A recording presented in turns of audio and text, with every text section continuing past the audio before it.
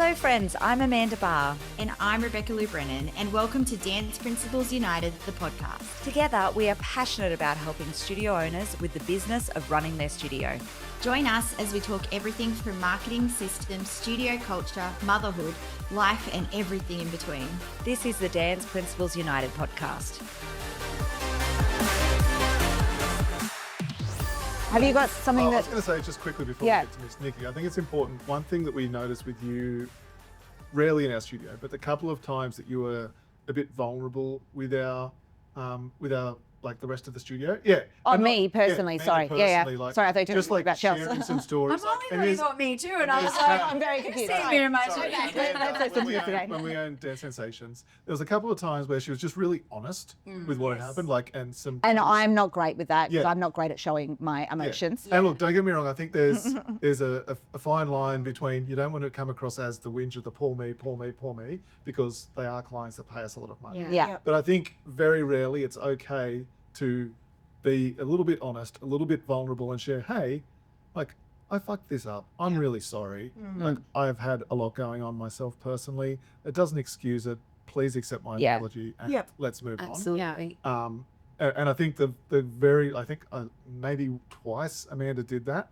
The amount of like love that she got back and understanding and compassion in return was like really lovely and really amazing. Whereas I think if she'd kept like trying to like take it all on herself, then it might have been a bigger issue. I think that's Backfired. yeah, like I said, I don't think we definitely don't want to be the whingers that do it every week, but I think every now and again, like it's okay to be real with our peeps. Because you're human, right? Absolutely. People forget that you're human Yeah. because you are doing it all like Yes. you said. They forget that you're actual intelligence, not artificial intelligence.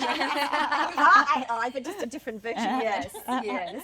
Absolutely. Have you got something you want to share? Is there something that springs to mind or not really? No, mine would be more of a financial Yeah.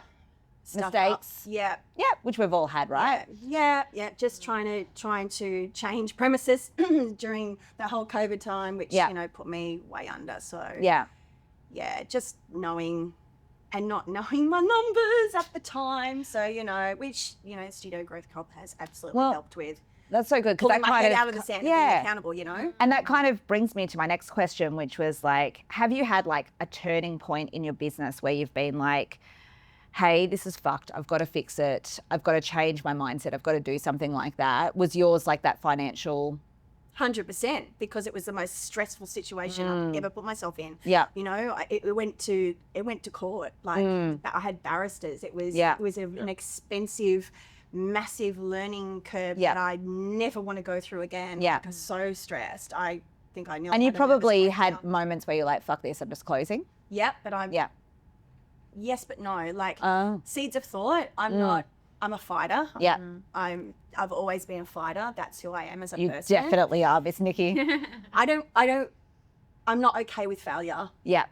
I'm not okay. Like I couldn't live with myself if I just gave up. Yeah. I regardless of what sort of outcome it is, I have, and that's the journey, right? That's where the growth is as a person, as a human, as a business owner. You have to go through those crazy hurdles and those life-changing experiences to be a better version, a 2.0 version of yourself. And so I love that. it's really, really important. I think also for you or for me, I know when you talk about that, it comes back to the impact that you have on the kids that you're teaching. If you just close the doors and walk away and you're like, I'm not doing this anymore, you're just affecting so many kids' lives who then don't have that outlet of dance. Yeah. Do you know? Yeah. Like, Yeah. I love that. And I think sometimes we need that rock bottom moment to be able to then go back up, right? And get up on the next mountain.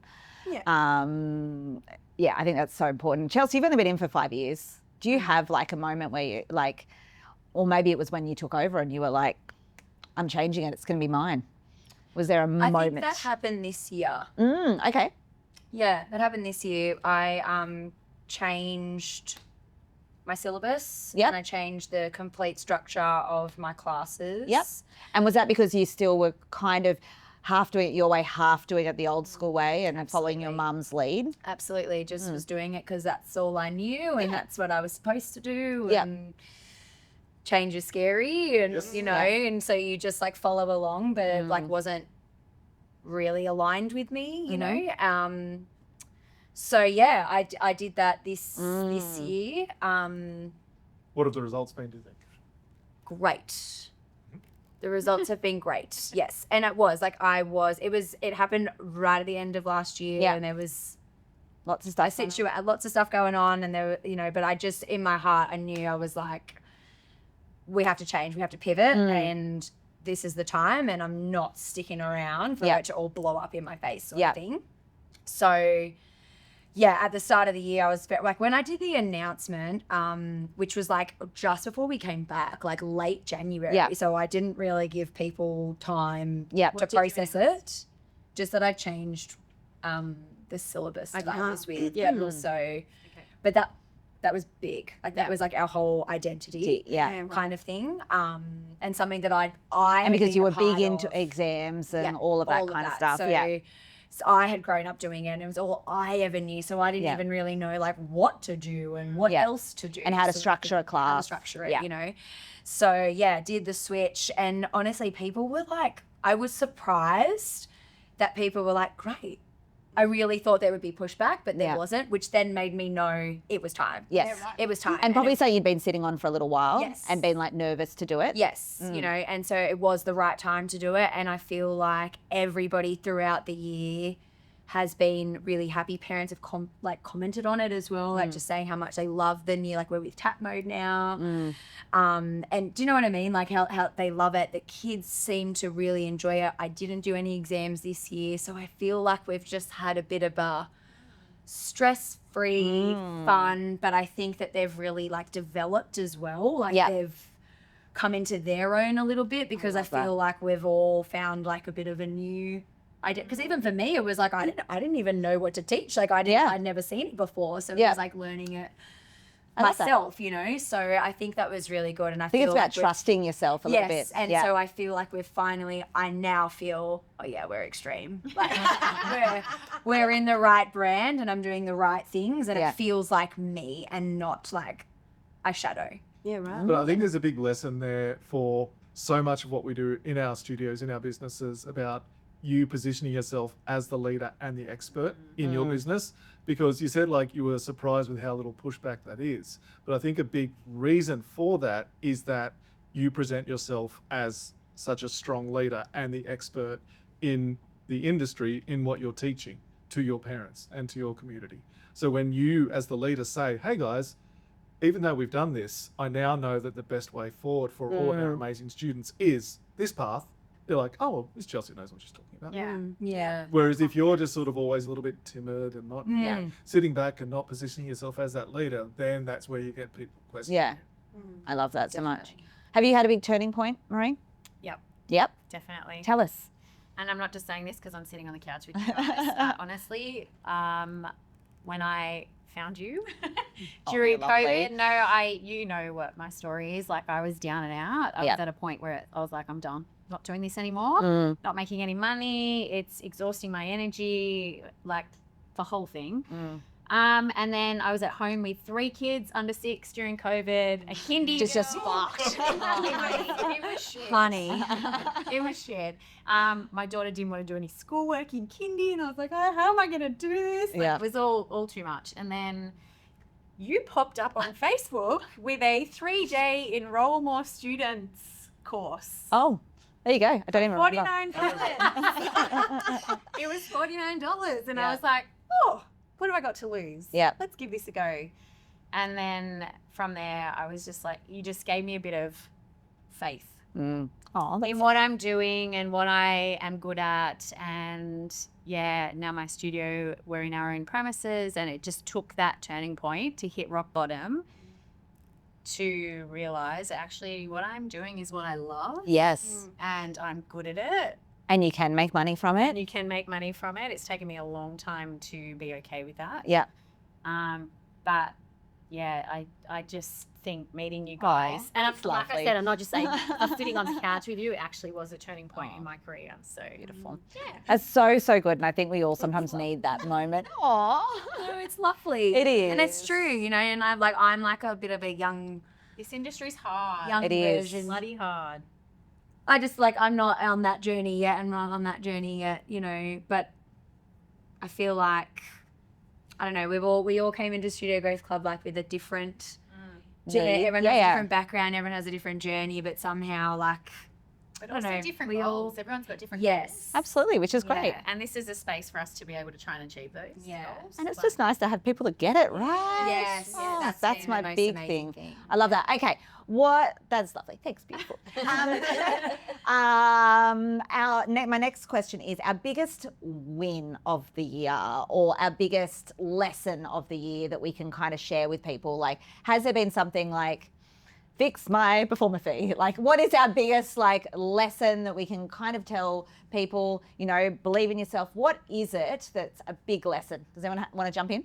Sure, I can. I love it. She's ready. Nikki. She's ready. She's got it ready. I think for me, you know, I'm not young. I'm in my 50s now, and I Don't look a day over 21. and you know, I took on a studio late, but I think as a performer myself, being professional and us going into the business side of things, you know, for me, I actually never wanted to own a dance studio. I always said I'm never going to own a dance studio. Yeah. I'll teach for other people. So it was like I wanted to be a pop singer. Like I wanted to just go down that. That didn't happen, unfortunately. But I think time. It's not too watch late. out, this is the voice. So I think for me as a professional performer, it was really hard taking on a studio and having those values at that time in my life when I took over the studio, and then letting go of that. Yeah. Not sweating the small stuff, not caring if that child hasn't got the correct color stockings on, not caring if that child her hair's messy or she hasn't got makeup. When I purchased the studio, it was like, you must do it this way. Every child has to wear makeup and blah, blah, blah. And then it's like, actually, really? It actually doesn't matter. Yeah. So I think for me, that's been the biggest learning curve of my life, of being okay with less. Yes. With not the expectations I expect now are that the 3 F's. Feet, fun and faces. Oh, I love it. Oh, she's Wasn't sure dropping what F you were going to say then, girl. Is that trademarked? People might have been thinking something else with the 3 Fs. Actually, I was like, what are you going to say, girl?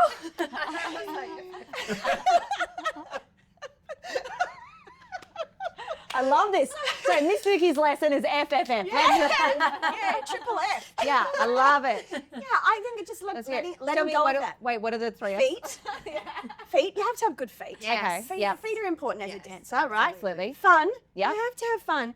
And face, like expression and enjoyment is really, really important. Absolutely. So I'm going with that and just letting all that, not sweating the small stuff anymore. And not everyone's going to be a professional performer and have those expectations. But they're going to, by having that journey with me at the Edge Dancer. Of course. You should have looked down the camera and we could cut that for you. We just cut it straight. They're going to have an amazing appreciation for the arts and take that with them, so that when they get to sit in the audience, they understand the whole thing. Like if they don't want to be a performer, that's fine. Yeah. But they get to be a viewer, a patron of the next show, and they get to then experience and understand that journey and how it and just appreciate. Do you know what I mean? I love that. That's a great lesson. Yeah. Thanks for sharing, Miss Nikki. You're welcome. Jess, do you have a lesson? Do I? No, I do. Yeah. It's kind of the same as Nikki, I suppose. Like, as I said, like I'm just at the start of this journey. Yeah. And I think, like you guys say it all the time, it is not brain surgery. It's just dance, you know? And I think it is like letting go of the ego and wanting it to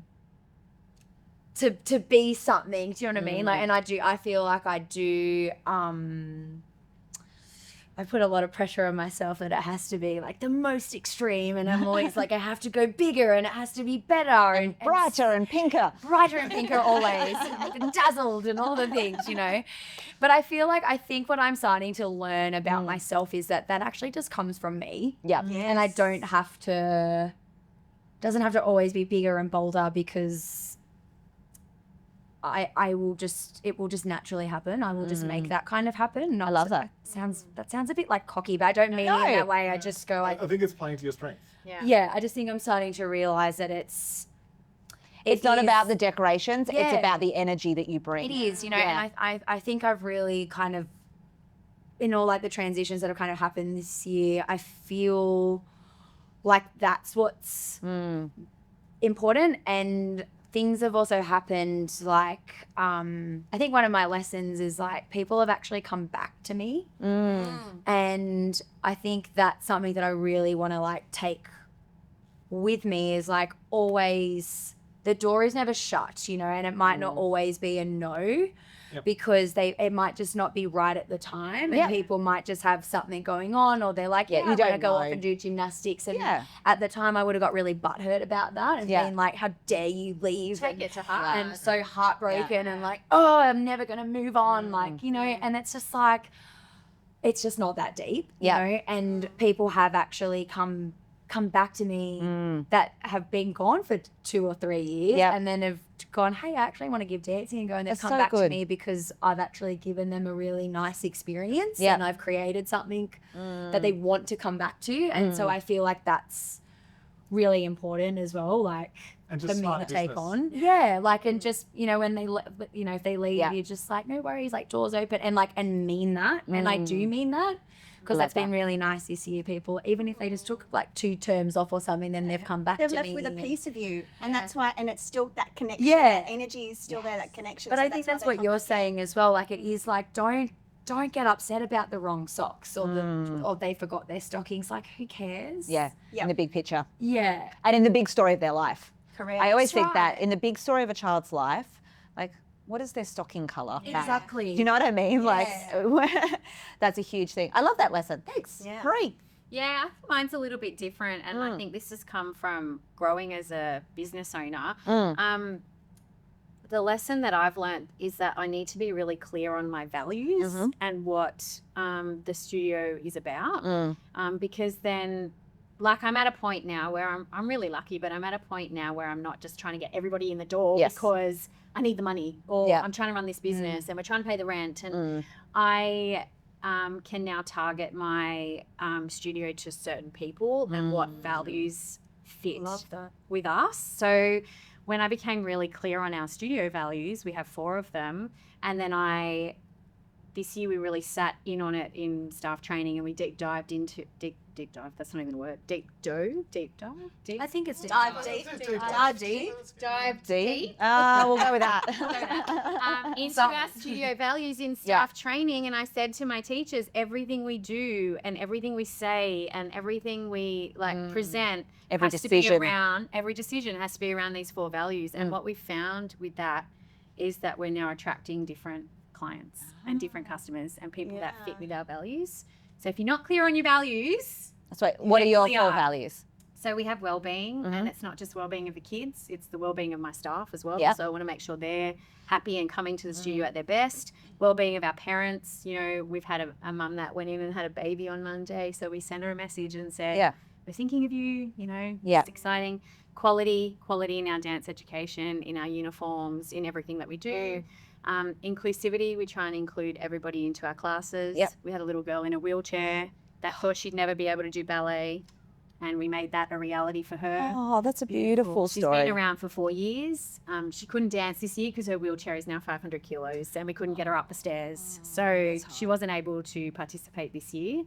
And then the last one is connection. Beautiful. So trying to make connections with everybody, not just the kids, but the other teachers, our colleagues, our parents, and we have picnic days and all of those sorts of things. So Around that. everything we do is based around those 4 values, and I think we're then attracting the right people. Yes. I love What I that. love about the those studio. is the simplicity of the 4 values too. Because I do see lots of, not just dance studios, but businesses, values that end up being these, you know, they're an 8-page document. It's like, that's really hard. Yours is It's really 4 hard to words. remember. Yeah. 4 words, and then you can just like bring any decision back to it. Like, oh, well, this, you know, this parent's done this. That really doesn't align Yes. to the well-being value. Like, Yeah. we're going to put a line in the sand and they can make a decision from there. But it's just, when they're simple, it just makes it really easy for us to put every decision through those contexts. We put it back on the kids too. So if something happens in class and they're not really kind to one another, we point to the well-being value on the wall and we're like, well, are you following that value here? Let's rethink this. How can we say that better, or be kinder to one another? Correct. Yeah. Not so- through this 10-page document. Yeah. I love that. So good. Okay. Last question. What are you excited about in your studio in 2026 and or beyond? What are you excited to bring in? What are you excited to change? What is your big dreams for your studios?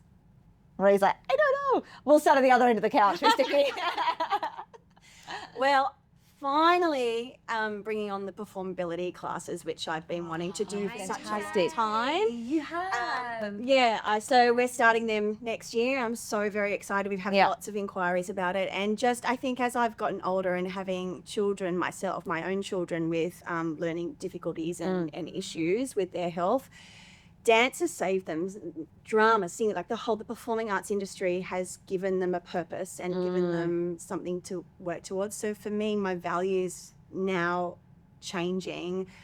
Not that I don't want to produce amazing ballerinas, you know, but at the same time, I want to make that dance and performing arts is for everybody and it does change your life. Absolutely. And that's what we're doing next year. So that's my direction for next year is the performability, more inclusivity in our classes. I love that. Yeah.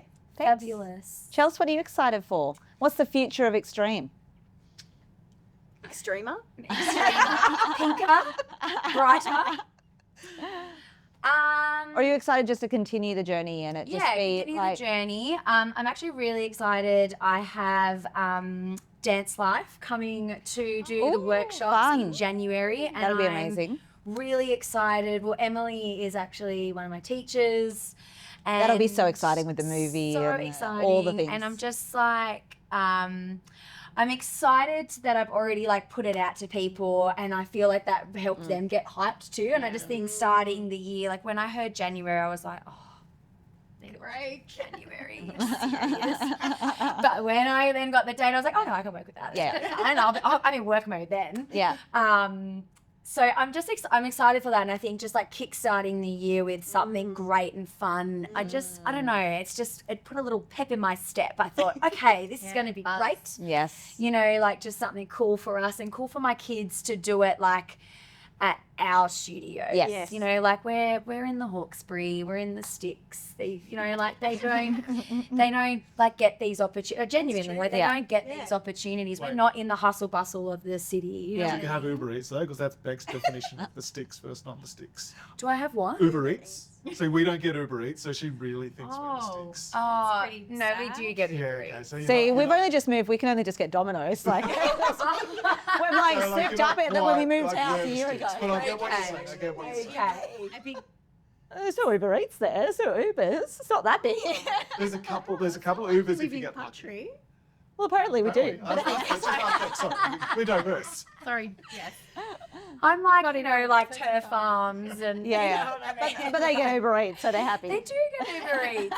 Yeah. So yeah, do you know what I mean? I just feel like that's just going to be like a nice way to start the year. Yeah. I've already locked in some things. You're excited for Fiji? I'm excited for PG. Oh my God. Like this girl, I like you have been traveling overseas. I literally left at 19.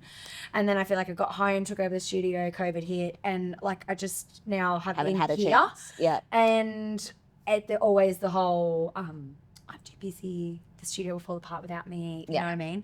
So this is I am going to do this and I am going to go on a holiday. Even though it's a working holiday, I don't care. I will Still take fun. it. It's going to be so much fun. So Days before or after?